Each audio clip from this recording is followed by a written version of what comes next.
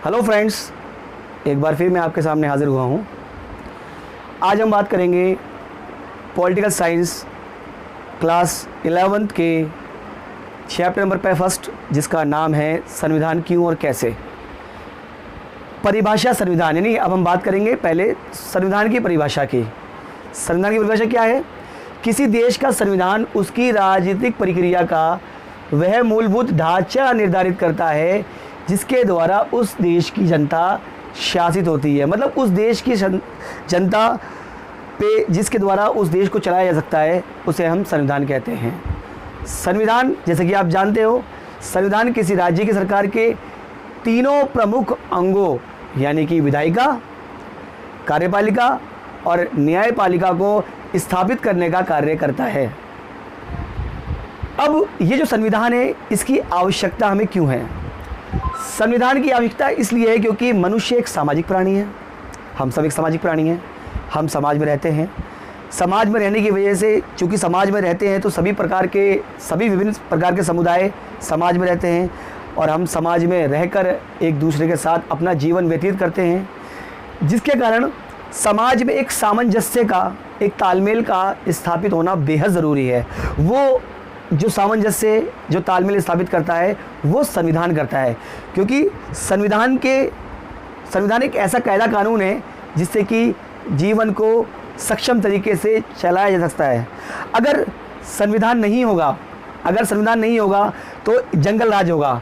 जैसे जंगल के अंदर सभी प्राणी जो चाहे कर लेते हैं मन मर्जी से, इसी प्रकार संविधान होने की वजह से हम समाज में शांतिपूर्ण तरीके से, न्यायपूर्ण ढंग से हम अपना जीवन विभिन्न समुदाय के, विभिन्न धर्मों के साथ, लोगों के साथ व्यतीत कर पाते हैं, हम रह पाते हैं। इसलिए संविधान बेहद ज़रूरी है।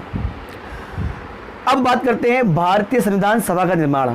भारतीय सभा, जो संविधान सभा का निर्माण हुआ, उसकी शुरुआत सबसे पहले जुलाई 1945 में, जब इंग्लैंड में नई लेबर पार्टी सरकार सत्ता में आई। जब वहाँ पर नई सरकार बनी, नई लेबर पार्टी आई, सरकार सत्ता में आई, तब भारतीय संविधान सभा बनने का मार्ग खुला, शुरुआत हो गई उसकी। क्योंकि पहले जो वायसराय लॉर्ड वेवल ने इसकी पुष्टि की थी जुलाई 1945 में।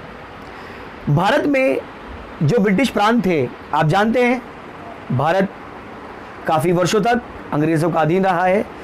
तो भारत में 1945 में भारत अंग्रेज़ों के अधीन था। तो भारत में ब्रिटिश प्रांत को उनकी जनसंख्या के अनुपात में संविधान सभा में स्थान दिए गए। प्रत्येक 10 लाख लोगों पर एक स्थान प्राप्त हुआ। भारत और पाकिस्तान के विभाजन से पहले भारत और पाकिस्तान का बंटवारा भी हुआ, आप जानते हैं। तो बंटवारे से पहले, यानी कि विभाजन से पहले, संविधान निर्माण निकाय की सदस्य संख्या 389 निर्धारित की गई। विभाजन के बाद भारतीय संविधान सभा के सदस्यों की वास्तविक संख्या 299 रह गई। उसकी एक बड़ी वजह, जो संख्या सदस्यों की पाकिस्तान की थी वो हट गई, उन्हें घटा दिया गया। जो भारत के प्रांत में रह गए उनको 299 ऑटोमेटिकली वो रह गई। प्रत्येक प्रांत की सीटों की 3 प्रमुख समुदायों, भारत में 3 प्रमुख समुदाय थे। यानी अगर हम बात करें तो एक कांग्रेस पार्टी को रिप्रेजेंट कर रही थी और आपका सिख समुदाय था, मुस्लिम समुदाय था। तो उनको उनकी जनसंख्या के हिसाब से बांट दिया गया। जुलाई 1946 को संविधान सभा के चुनाव करवाए गए और जिसमें मुसलमानों को 73 स्थान, कांग्रेस को 199 स्थान, निर्दलीय को 11 स्थान तथा सिख समुदाय को 21 प्रतिनिधित्व निर्वाचित हुए।